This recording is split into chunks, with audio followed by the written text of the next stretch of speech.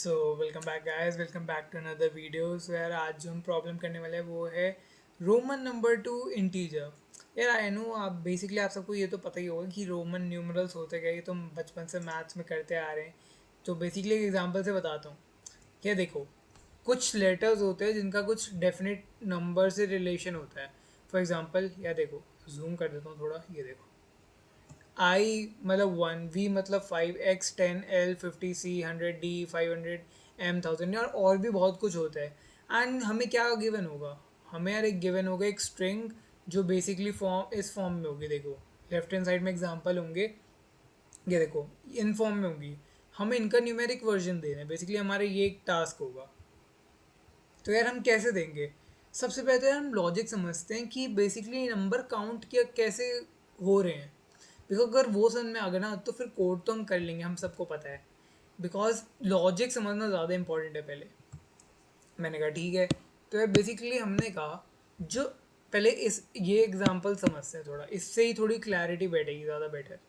मैंने कहा जो मेरा x है वो किसके बराबर है? वो 10 के बराबर है। मैंने कहा जो मेरा i है वो किसके बराबर है? 1 के। अगर तुम इसका बेसिक मतलब समझोगे तो क्या बनेगा? मैं कहा नो, रोमन न्यूमरल है, मतलब एक नंबर को रिप्रेजेंट कर रहा है। मतलब 10 प्लस 1 प्लस 10 कुछ प्लस 10 कुछ ऐसा, बढ़ जाए तो 21 हो रहा है। मैं कहा हाँ यार, ये कैसे? बट मैंने कहा यार एक चीज़ थोड़ी डिफरेंट होती है। जो रोमन न्यूमरल होते हैं ना वो डिसेंडिंग ऑर्डर में स्टोर होते हैं। इसका मतलब क्या होता है कि जब भी किसी बड़े नंबर से पहले कोई छोटा नंबर आता है तो वो हमेशा सब्ट्रैक्ट होते हैं, एंड अदरवाइज वो ना ऐड होता है। कैसे? अब ये समझते हैं। ये देखो, मैंने कहा, एंड ये देखो कुछ केसेस होते हैं। फॉर एग्जांपल इसी को 19 कहेंगे, हम इसको 19 नहीं कहेंगे। बिकॉज लिखने के कुछ तरीके, रूल्स रहते हैं। वो रूल्स यार बेसिकली आप सबको पता ही होंगे, बिकॉज हर वक्त या हर जगह यहाँ पे कोई रूल गिवन नहीं होता। वो इतना तो बेसिक आपको आना ही चाहिए। अगर कुछ अलग से गिवन होगा तो हमें वो कंसिडर करना पड़ेगा।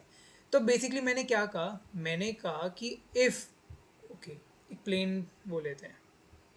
मैंने कहा अगर स्मॉलर नंबर आता है मेरे लार्जर नंबर से पहले, तो भाई इसको सब्ट्रैक्ट करना पड़ेगा, अदरवाइज ऐड। क्या मतलब हुआ देखते हैं। मैंने कहा 10 आया, 10 से पहले कुछ है नहीं, तो 10 को ऐड कर दो। मैंने कहा ठीक है। 1, यार 1, अच्छा पूरा ही नंबर देखते हैं। मैंने कहा पूरा ही नंबर देखते हैं। मैंने कहा ठीक है, मैं आगे आगे के नंबर चेक करूँगा। मैंने कहा ये और ये, क्या इससे पहले एक स्मॉलर नंबर है? मैंने कहा हाँ, तो इसको कम कर दो। फिर मैंने कहा बड़ा नंबर प्लस कर दो। 19 आ रहा है, हाँ। और फिर मैं कहता हूँ एक्स वी, ये इसका आंसर क्या होगा? मैं कहा 10 है, हाँ। इसके बाद क्या है? 5 है, मैंने कहा हाँ। मैं कहा 1 1 है, मैं कहा हाँ।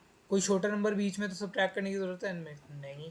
मैं कहा ये आंसर है हमारा? मैंने कहा हाँ। या तो बेसिकली हमें ये ही करना है। बेसिकली हम चेक करेंगे if a smaller number exist तो हम उसे माइनस कर देंगे, अदरवाइज उसे ऐड करेंगे।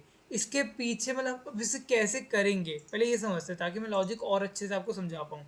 तो बेसिकली कोड है ये वाला। मैं इसे वी एस कोड पे थोड़ा समझाता हूँ ताकि आपको और ज़्यादा बेटर क्लैरिटी मिले पहले। ये देखो, आप सभी को मैप फंक्शन तो पता होगा। अब हर एक कैरेक्टर की वैल्यू मैं मैप कैसे करूँगा? बिकॉज उसमें तो कुछ भी हो सकता है। मैं कहूँ भैया 1 1 1 को 3 होता है, वी को कर लो, या एक्स को कर लो, x1 कर लो। कितने नंबर होते हैं? मैंने कहा मैं बेसिक नंबर लूँगा सिर्फ, जो इधर गिवन है। मैं कहा मैं इनको मैप करा दूंगा इनकी पर्टिकुलर वैल्यू से। मैप कैसे कराते हैं? यार मैप तो आप सभी को पता होगा। मैप का फंक्शन यूज़ करते हैं, उसमें हम क्या करेंगे, कैरेक्टर को मैप कराएंगे विद एन इंटीजर। मैंने कहा ठीक है। मैंने हर एक कैरेक्टर्स को उसकी कॉरस्पॉन्डिंग वैल्यू से मैप करा दिया। मैंने कहा ठीक है। अब मैं कहा मेरे को इंटीजर में कन्वर्ट करना है ना, तो एक इंटीजर आंसर ले लेते हैं। मैंने कहा ठीक है। अब मैंने कहा वो जो कैरेक्टर है उसमें एक लूप चलाते हैं। बेसिकली कैरेक्टर कह रहा हूँ, स्ट्रिंग जो हमें गिवन है उसमें एक लूप चलाते हैं। मैंने कहा 0th इंडेक्स से चलेंगे, n-1 इंडेक्स तक जाएंगे। मैंने कहा ठीक है। मैंने कहा करंट इंडेक्स देख लो, एंड उसका अगर नेक्स्ट इंडेक्स एग्जिस्ट करता है तो वो देख लो। मैंने कहा ठीक है। अब मैं क्या कर रहा हूँ, ये देखो, करंट इंडेक्स को उठा लिया। अब मैं देख रहा हूँ क्या मेरा नेक्स्ट इंडेक्स करता है एग्जिस्ट या नहीं। अब ये क्यों कर रहा हूँ, ध्यान से सुनना, बहुत अच्छे से समझाऊंगा, मज़ा आ जाएगा तुम्हें। मैं कहा क्या इंडेक्स i+1 ओके मैं इधर भी एक वही वही ले आता हूँ। क्या एरर आ रहा है? ओके इसे थोड़ा छोटा कर देते हैं। ओके ओह हाँ, आई होप आप सभी को स्क्रीन एंड कोड दोनों ही दिख रहे होंगे। तो ठीक है चलते हैं। देखो हम लेते हैं अपना बेसिक वही वाला कोड लेते हैं। मैंने कहा x1 लेते हैं। आप सभी को पता है इसका आंसर 19 होगा। अब देखते कैसे। मैंने कहा 0 1 2।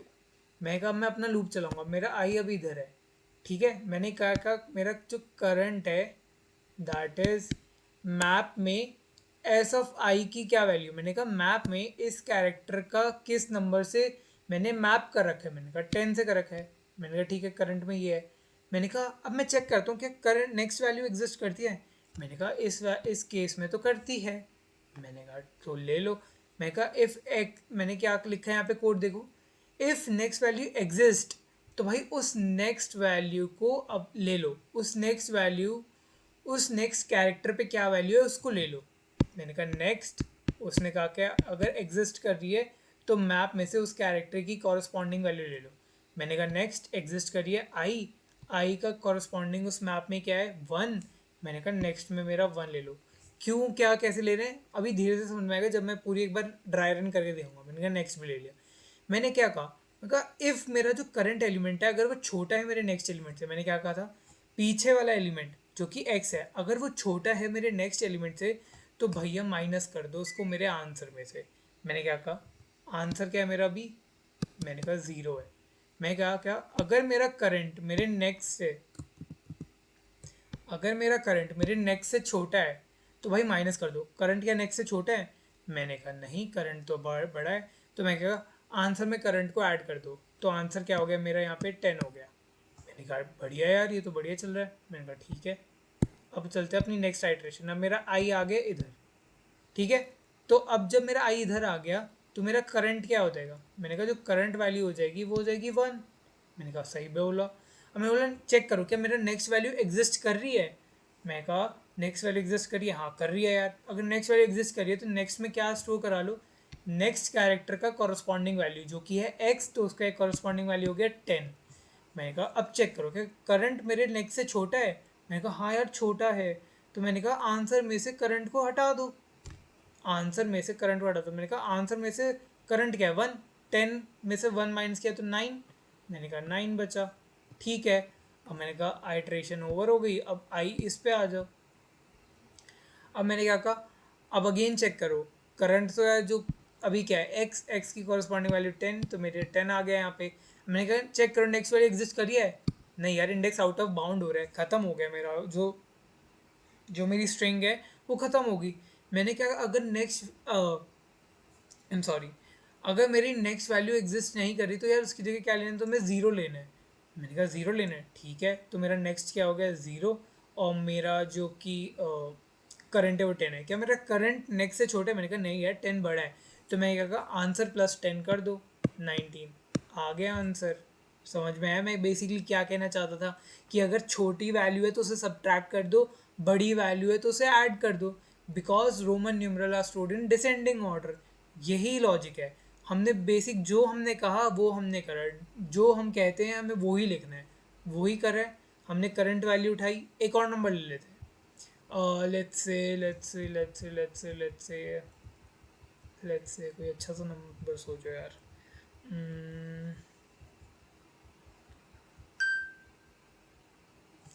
लेट्स से कोई भी ले लो यार।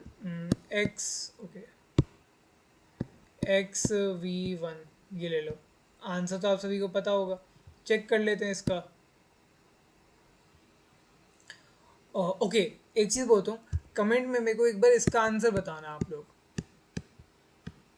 ताकि मेरे को पहले आप सॉल्व करें नहीं। एंड इसका आंसर क्या आता है मेरे को कमेंट में ज़रूर बताना। बिकॉज लॉजिकली देखने से तो 19 लग रहा है एंड हम इसे कंसीडर नहीं करते। क्या ये गलत है या क्या है इसके पीछे रीज़न वो चेक करना। अगेन अब इसमें तुम चेक करोगे करंट क्या है। करंट ओके करंट है मेरा 10। नेक्स्ट वैल्यू एग्जिस्ट करती है। मैंने कहा हाँ क्या है 5। करंट छोटा है। मैंने कहा नहीं आंसर में 10 डाल दो। मैं आ गया इस पर। अब मेरा करंट क्या है। मेरा करंट है 5। मेरा नेक्स्ट क्या है 1। क्या करंट छोटा है, मैंने कहा नहीं 5 ऐड कर दो तो ये हो गया 15। मैंने कहा करंट क्या है 1, नेक्स्ट क्या है 0, क्या छोटा नहीं, मैंने कहा 16। तो बेसिकली हमें यही करना है जो मैंने कोड बताया। हो ये आपको समझ में आ गया। Code as it is same है, बस ये हमें वैल्यू मैप करने हैं डिपेंडिंग अपॉन हमें और कोई वैल्यू दे रखी है कोड में तो हमें उसके हिसाब से चलना है। तो यार सेम है, चलो आंसर पेस्ट करते हैं अपना, चलते हैं रन करते हैं। हो गया एक्सेप्ट, सबमिट भी कर देते हैं। बढ़िया। थोड़े यार देखो अप्रोचेस डिफरेंट हो सकते हैं बिकॉज बहुत सारे अप्रोच होते हैं।